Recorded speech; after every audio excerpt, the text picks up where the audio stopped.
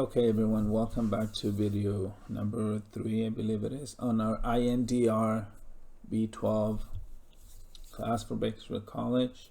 So now we have learned how to do multi-line text, single-line text, how to set up our limits properly. So now we're going to do our text styles. And text styles, just like layers, as we did in the past, help you organize your drawing in different parts, whether it's preference or organizational. You can assign different fonts to your text that you're going to be doing. So we're going to set up a couple of different text styles with the corresponding font so that you can have those available as you need it. For this exercise, you will need, as your assignment requirements, or as your assignment instructions, that you're going to need 6 different text styles. So how do we create text styles? Okay, so if we just go and type ST, okay, so if we just go and say ST, enter, it'll give us this window, and let's say console. And if I go to my annotate tab and I look right here where my text was, where I was working to select whether I did multi-line or single line, this inclined arrow right here, okay, gives me the same window. Or if I go to my home tab and I go to annotation where I did my text as well, click there, look at the first option, it says text style, click there, and then I go manage my text style, it gives me the same window. Okay, so whichever way I want to access it, I can do 3 different options. Now once I'm here, okay, once you create one, then it's just a repetition, okay, of the process, just the same way you did with layers. You create one and then you assign all the different properties to each one of those, and that's what you're going to do right here. Now for your exercise, you're going to create 6 different text styles. Okay, one of them is going to be the north arrow, and it gives you a choice to select whichever you want. But for the other 5, it's telling you to name him, to give him a name, and then pick a particular font. When you do your text styles, you pick a name and something that's going to be familiar to you, and then you add a font. Okay, so in this case, we're gonna give it a name, text style, and then we're gonna apply the same font name. Okay, so how do we do that? Now you'll see that I have 1, 2, 3, 4 already right here. These are the current text styles that I have. I have created a couple of those as I was working on the exercise, but let's see what the process is going to be. So I already have per Richard, which you will need. I have Roman S, which you will need. I have Swiss 721 BDOULBT, which it's one of them you're gonna need. You gotta be careful with some of these because they are very similar in name, so you want to make sure that you pick the correct one according to your needs. Okay, so what you do is typically you're gonna go new right here, and you're gonna give it a name. So I'm gonna create something. One of the ones you're gonna use is free. It's called freestyle script. Okay, so I give it a name and I said okay. So I see freestyle script right here. Just to be on the safe side, I just click on it so that I know for sure that's the one selected. And then I go to the font name, and I'm gonna go on, I can just type the first letter F for freestyle script, and I will find anything that it's every text that begins with the F. So I scroll up and down. Oh, there's freestyle script right here. So I click that, has been assigned to that particular text style. I can see this right here. And what I can do right here is I can do different effects. I can go backwards. I can go upside down or not. I can go under the oblique and go and say 30 degrees, or I can say, well, how about negative 30 degrees? How about negative 45 or 40 or whatever the case. So I can do any of that, but I don't need anything. I just need 0 right there.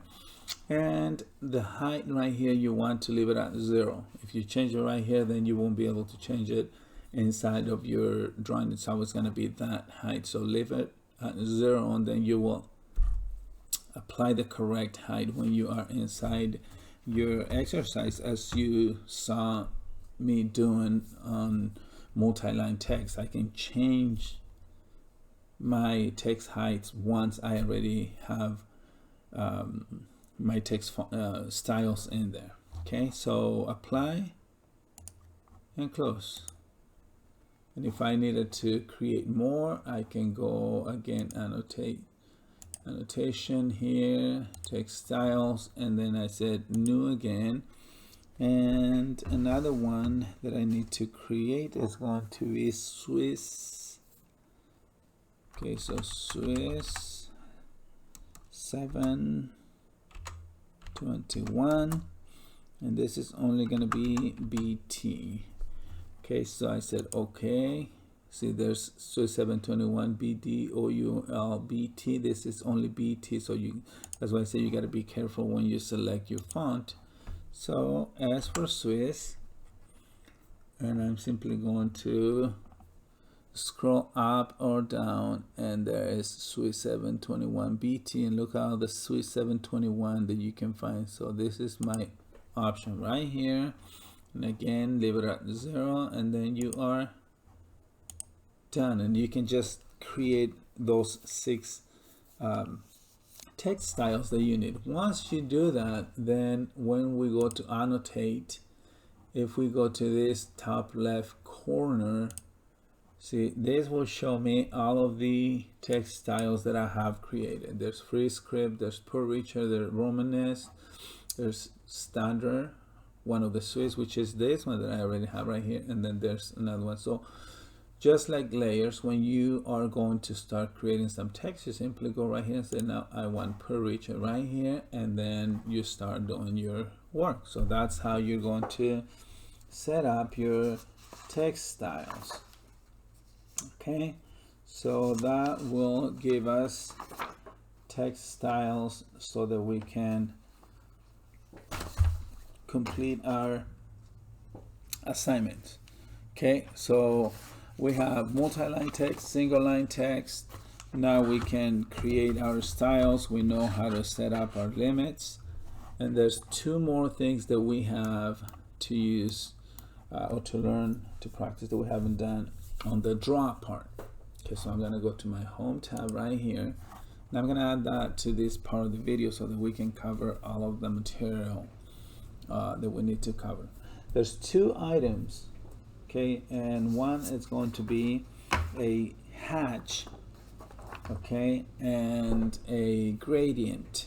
Hatch gradient gives us an effect. If you recall, when we did section views, when we create the sections, we have to put a particular pattern on the part that gets sectioned so that we can see either the material, the way things put together, the different components of a particular object.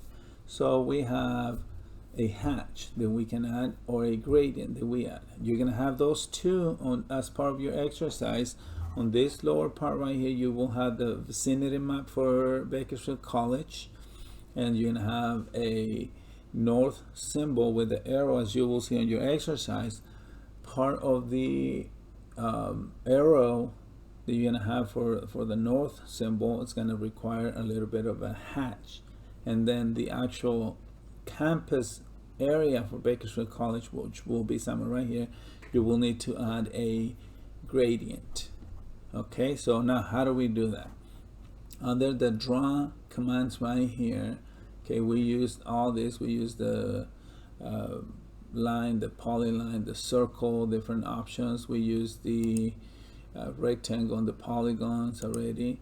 So right below that, right here, there is this down arrow. If you click on it, it gives you a hatch. gives you a gradient, and it gives you a boundary. We're only gonna look at hatch and gradient. So the first one right here, if I just click there and I just go and put my cursor inside a boundary, it has to be a closed boundary, otherwise it doesn't know what to do. See, if I just go somewhere right here, it doesn't do anything. If I go inside the shape that it's completely closed all the way around, then it finds that as a boundary. Look at that. So I can go there, I can go here, I can go there, and it goes around the text. If you have text that works as a boundary, so you can say okay here or there, so that works, and then you can have a clear text right there without the hatch going over it. But let me just do it on this small part right here. So I just click there, and that's it. And if I say close hatch creation, then there is my hatch right there. But you could say, well, that's too close, that's too crowded, that's too far apart. If I just go here and select it, you'll see that I get this window, and at this particular one I can select many different options. See, I can see this pattern, I can see that pattern, I can see this pattern, and then you'll see, oh, but there's only one line right here. When I select a particular pattern, see, that one will be pretty much solid. That means I have to adjust my scale. Okay, so if I go, for example, here, and I said, okay, that's good, but I want that to be a little bit smaller, I can just lower my scale right here, or I can make it bigger. I can change my angle right here. I can change my transparency. But typically, it already comes with a particular angle, and that's usually what you need. You just adjust your scale because you want to see more or you want to see less, and you do that right here. It's very simple. Okay, so if I just say, but no, I don't want that particular pattern, I want this one right here, or I want this one, or I want that one, just the conventional pattern, then I just go there. That's a good scale right there. Gonna make it 1. That's it. Then I close my hatch editor, and that's it, and I'm done right here. That's how simple you're going to be able to do your hatch when you create section views, when you need to define something, when you just need to do something with a hatch. Okay, the next one is going to be your gradient right here, and I'm just going to create a circle real quick, just any given circle right here, so that we can see little different shapes. So I go to my gradient right here, and the same thing happens. If I go there, or if I go here, if I click in there, it gives me a particular pattern as well. So I could go here and change the shade. It's basically shading your object. Kind of gives you a little bit of a well, shade, I guess I should say, shade of, or on your drawing, so you can see an effect on the object that you're trying to represent. So right here I can go different patterns. I can go from the inside out, from the outside in. I can change my colors. If I wanted to do red with some other color, I can go, see, I can change all that right here. I can go and say, okay, there, is that good? It's too dark, maybe I should change that to a red or orange. And I can say, okay, close my hatch creation, and I am done right there. I can do it on the square shape right here, and I can go and say, well, no, I'm going to change my color to green, and this color, and I can go and change my pattern right here. I can go change my effect right here, and I just said, okay, this one right here. If I'm done, I am done right there. So I just hit close hatch editor, and I'm done. That's it. That's simple. So you know that effect, particularly when you have like drawings that have a perspective, you see the light hitting in a particular angle, then you have a little bit of a shade on the opposite side. So you can do those effects right here. So either a hatch or a gradient, you can do those here. Okay, the other part, the other item that we were supposed to see is under the draw again, it's a spline. Okay, so we can do a spline from here. We're down the line and the polyline. The polyline allows you to do curves and everything, but this spline, it's very useful when you have free form shapes. So if I just go and say, I'm just going to create something here. So I select my spline, and I just go and create some lines. See, it allows me to create some shapes. It's not a circle, it's not an arc, it is just a free form line if you want. So I go there, and if I look at this object, when I go and click it, I see all these points, insertion points that allow me to modify it. If I want to make it more curvy here and I want to make it more in this direction, I can pull this one more here. So it allows me to have a lot more control on those curves. If I just need something that needs to have some kind of shape. Where are you going to need that? Well, on your exercise, you will see that on your lower left corner of the exercise, there's the area map of Berkshire College, and you're going to have to trace Panorama Drive and 178, Highway 178, as part of your area map. Okay, so you have to create some free form lines. So this is going to be the one that you're going to use. Now I created an actual shape right here, but you're going to be creating just a line that goes somewhere like this and like that and like that and like that. So it'll be something like this, so that Berkshire College will be somewhere right here, and then you have Panorama Drive here, then you have Mount Vernon. All those you will create, and I'll do a little demo in a little bit in the next video so that you can see where we're going to do that. I just wanted to show you where you're going to get it under draw, polyline, spline, and then go right here. If I said polyline before, I'm sorry, it's a spline. I know the polyline is up here. It's your spline right here. That's what we're gonna use. Okay, so this will complete our video for right now, for the setting up of your text styles, for the hatch, the gradient, the spline options that you're gonna need in a little bit. And so we'll go into the next video. Okay, thank you.